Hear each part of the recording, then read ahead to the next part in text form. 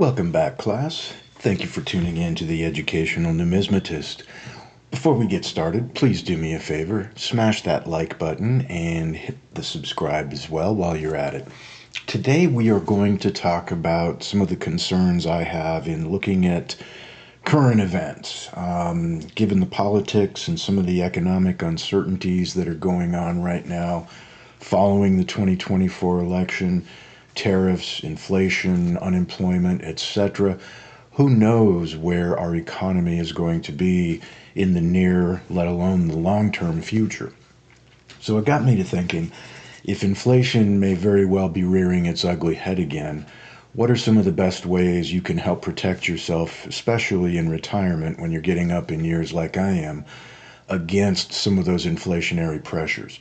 Well, as far as I'm concerned, you want a fully diversified portfolio. However, as part of that, being that I am a numismatist, I am partial to rare coins, but just as importantly, don't lose sight of precious metals. Gold, platinum in particular, even palladium to a certain extent, as well as copper and silver, all have a place in an inflationary hedge portfolio.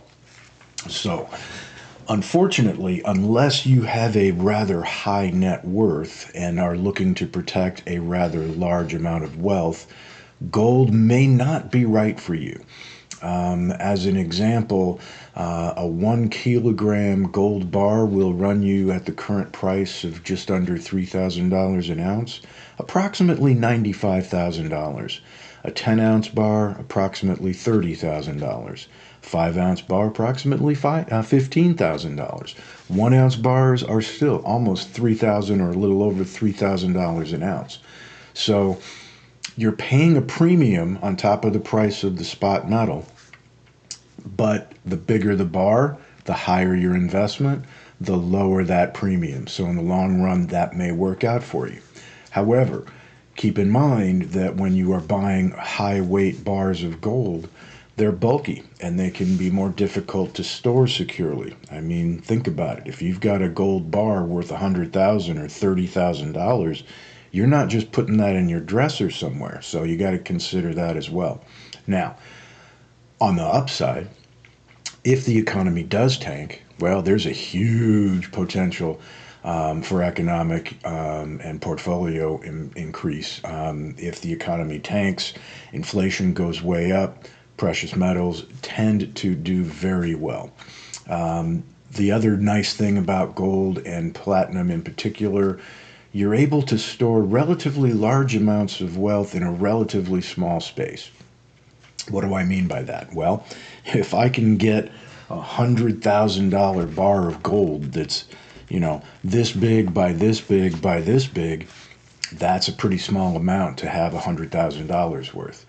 But again, if it ever comes time to wanting to sell out, or you have an emergency, you need cash, you need a fast exchange of goods or services, well, if you're sitting on a $100,000 gold bar, that may not be so easy to exchange as quickly as you might like.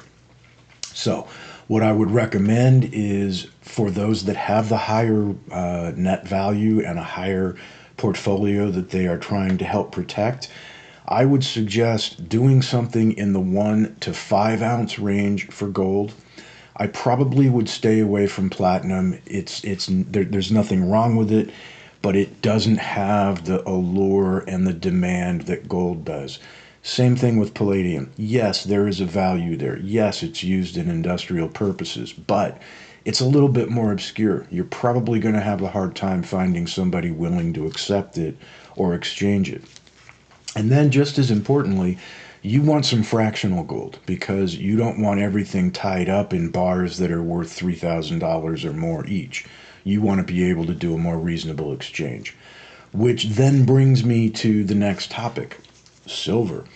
Obviously, silver should also have a place. Now, you can do the same thing with silver. You can buy very high weight bars of silver. You can buy a kilogram of silver for a very low premium. You can buy a 100-ounce bar of silver. You can buy a 50-ounce, 10-ounce, 5-ounce, 1 ounce there are fractionals, there are all kinds of things that you can do. For example, right here, I have some of these beautiful little Geiger, Germany mint 10-gram silver squares. Okay, these things are gorgeous. They are only 10 grams. They're approximately 1/3 of an ounce of silver. Now, they also come in this nice little assay container, which has all of their, vital statistics and serial number, the whole 9 yards. So those do a very nice job. The next thing I would probably recommend, something like these Germania mint 1-ounce cast bars with a nice little hologram security feature. These are amazing because you can get them for a relatively low premium over spot, and they are very popular. So they will hold their value relatively well. Now, when you want to combine silver bullion value as well as the potential for numismatic appreciation, well, now you want to start looking at something like these. These are the Mexican silver 1-ounce Libertads.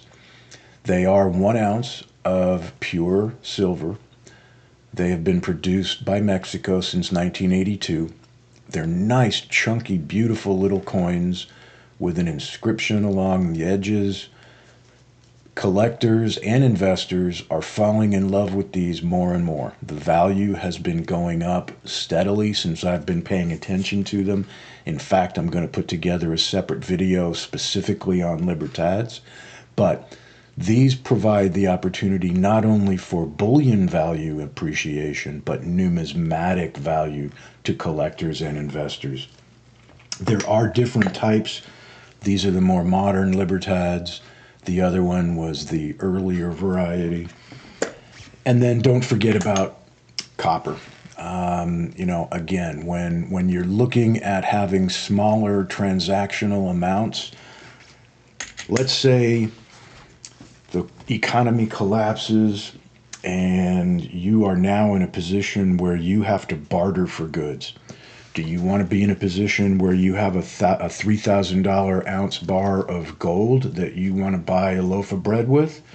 Or do you want to have a 10-gram bar of silver that's worth $25? Or a 1-ounce bar of silver that might be worth $35? Or a numismatic coin that might be worth $50 or $60? Well, probably not. But you can pick up a copper round, 1-ounce copper round, that's worth $2 to $3. That is an easily exchangeable and a readily recognizable means of exchange. The other way to go, in my opinion, is constitutional silver. Now, what do I mean by that? That means United States government-issued coinage, just like this Walking Liberty $50. This is a 90% silver coin. It contains just over 1/3 of an ounce of silver in each coin. So each one is worth $12 to $15, depending on the date and the mint mark. So again, you've got a very easily recognizable, somebody can tell immediately, okay, that is a United States coin that was made by the United States. All right, that's a silver coin. People know what they are, they recognize them, and they accept them readily. If you're looking for an even smaller denomination, well, there you go. You can do a quarter, a 90% silver quarter, again, easily recognizable as a United States coin. You can get these for anywhere between $5 to $8 a piece, and that is another easy way to provide exchange of goods. Or you can even do the 90% silver dimes. There are Barber dimes like this one. There are Mercury dimes, Roosevelt dimes. These are approximately $2 to $3 worth of silver in each one. So you can't get much better than that. I mean, as far as size and weight, look at the difference, and they are roughly equivalent in value. So I would suggest, if you don't have the big net worth or the money to invest heavily in the gold bars, do yourself a favor. Pick up some, 10, 20, 50 ounce bars of silver, maybe even 100 ounce or two, if you can afford it, and then invest some of your money, if it was me, in these numismatic coins that are just so pretty and so appreciated by collectors these days, I think that has the most potential. But again, don't lose sight of the fact that you want to be able to be in a position, heaven forbid, SHTF, that you can actually take care of your daily needs without dipping into your entire portfolio because you sunk everything you had into a kilogram bar of gold for almost $100,000.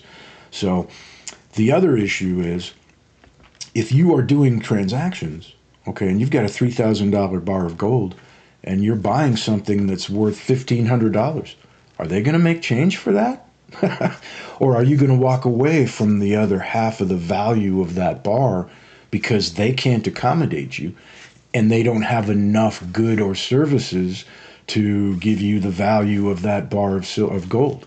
So again, things to consider, especially with the economy doing what it's doing and being on the edge potentially of some bad times. Let's keep our fingers crossed against it. But I would strongly recommend that you start looking at and beginning to prepare how you're going to hedge yourself for that potential inflationary rise. So if you have enjoyed this video, please smash the like button, and even better yet, hit that subscribe. Help me grow the channel. And until next time, class, this is the Educational Numismatist.